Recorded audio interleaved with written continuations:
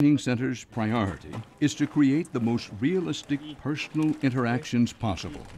Anything that the local commander can do to assist with stability of that particular area is what we're trying to accomplish here. You learn to operate and use all of your systems, your communication systems, your intelligence systems. Lieutenant Colonel Bill Benson is training for his third tour in Iraq. There's someplace she's going up here, and I would say that this is probably how weapons are getting into Al-Shar. And he thinks the training at Fort Irwin is just what Baghdad-bound soldiers need. Life in America has not trained anyone for the experiences they're about to encounter when they get to Iraq. It's not 100% authentic, but it's close enough so that when they are in Iraq and they're meeting someone for the first time or they're meeting real Iraqis for the first time, they know what to expect. The current national strategy and then the military strategy that supports the national strategy of the United States, we need more forces. And that's obviously been recognized by both the executive branch as well as Congress. And there are some in Congress who think the military's transformation needs to be even more dramatic. And going forward, we need to prepare ourselves for a much different kind of warfare requiring different kinds of capability and really a different kind of mindset. Senator Evan Bayh of Indiana says he's on a mission to remake the U.S. military, and he's calling for a top-to-bottom review of how our fighting forces are organized. Dan, we're living in a much different world than we did even 10 years ago. The threats that face our country have changed dramatically since the time of the Cold War. And to meet those threats, and with all the money that we spend to meet those threats, we need to make sure we're doing it in the most effective way possible. That's currently not the case, and that's why we need a review.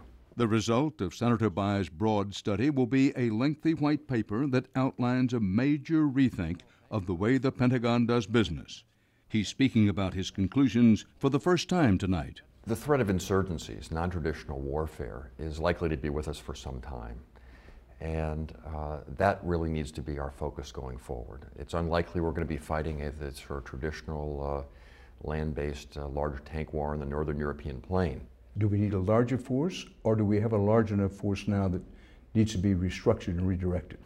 Most people have looked at this, and I would agree, suggest we need to add a couple of divisions. A division being 15,000, 20,000. Thereabouts, that's right. In order to pay for these troops, Senator Bayh wants to eliminate expensive legacy weapons, systems left over from planning for the Cold War.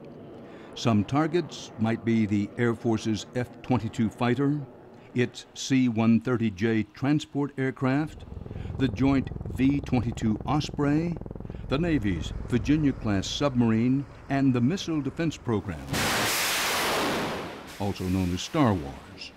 Taken together, just these 5 programs consumed $19.7 billion in Pentagon procurement and R&D funding last year alone. Well, that brings us to Congress. The representative wants the shipbuilding in the state or the aircraft engine manufacturing. They want to earmark it to make sure they take care of their constituencies. There's a long history of this, and perhaps you could forgive Mr. and Mrs. Average Citizen who say, you know, Congress is not going to give that up. Well, the average citizen has a right to be a little skeptical about that, Dan, given the history here, but we need to give it up.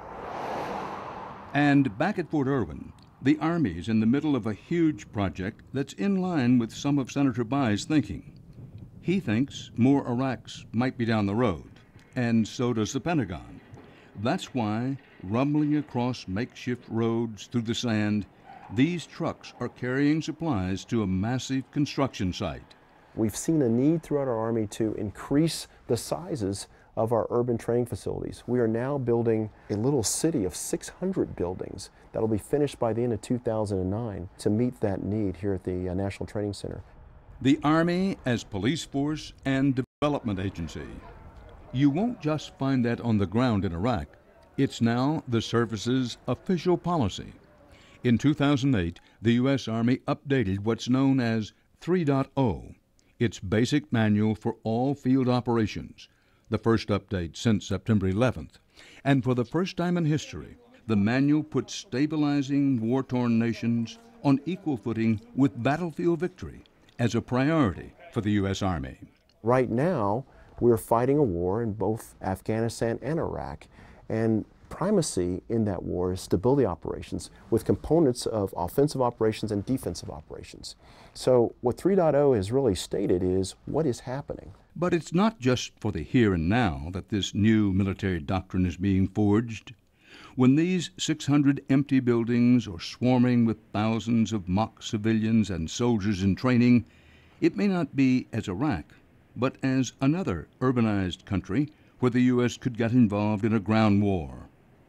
Most experts, their feelings about it notwithstanding, agree that would be Iran or Pakistan. I want to welcome Lieutenant General William Caldwell. Sir, if you don't mind. According to William Caldwell, the three-star general who wrote the new manual, this doctrine wasn't just written with Iraq in mind. You know, we've spent a lot of time looking at the threat out in the future and examining that as part of this manual development. And one thing we do say is that they will continue to be these type of operations for the next 10 or 15 years. But the Pentagon is not just talking about the future. They're studying the past. In 2002, they hired a consulting firm to look at the empires of Genghis Khan and the Romans to see what they can teach us about regime change and occupation. And what goes on at Fort Irwin reflects the lessons of more recent occupying forces, the 19th century empires of France and Britain. So say not just strategists and scholars, but almost every officer and infantryman we spoke to.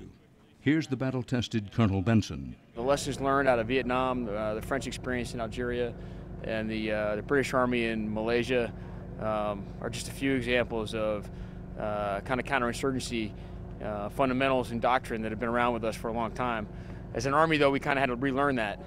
All right, is this the guy you got? Yes, sir. And, Okay, that's him. Roger. He was under an alias name.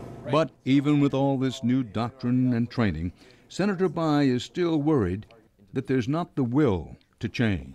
There's too much intransigence. Even after Iraq and Afghanistan, which need to have been a wake-up call, and have been for some, there's still a desire on the part of many to, well, once that's over, we'll kind of go back to the traditional ways of doing business. That's not good enough anymore. There's not really ever going to be a going back to the old way if we're going to protect America. No going back to the old way. Fair enough, but there is more than one approach to finding a new way forward. Some voices, even some within the military, strenuously oppose the Army's focus on more troops and their constant presence on the ground abroad.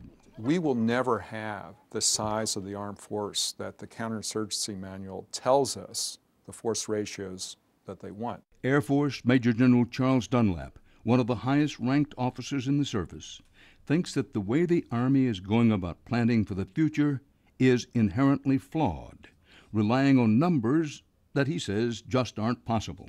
They want to have 20 soldiers for every 1,000 persons in the population. So you can do the math on various countries around the world if we do it the old way. So we need to figure out how to do it the new way. Actually, the Army's counterinsurgency manual says that 20 soldiers is usually considered the minimum number of troops for a successful operation. Of course, full-scale counterinsurgencies won't be fought in every inch of a country. But for Iraq, the formula would work out to over 500,000 soldiers. Currently, there are about 1/3 of that in Iraq. If applied to Iran, that formula would call for almost 1.5 million soldiers. For Pakistan, over 3 million. Well, that raises the question of, at a time where we talk about increasing force levels, from where are these people going to come? That is a huge question, because I think, especially for the Army, they really are pushing the envelope. They've done, I think, about everything they can in terms of recruiting and incentives, and it is hard for them to get the kind of sophisticated soldier that you need today. As we see with counterinsurgency, they need high-end liberal education. In other words, languages, knowledge of other cultures, history, politics, and so forth. It's possible, it's probable that we could keep the force level at or about where it is now, not increase it dramatically, if we're pretty smart about how we plan and spend, or not. Yes. If we're pretty smart about how we planned and spend. We can keep the numbers of human beings in the armed forces about the same. Boots on the ground zealots.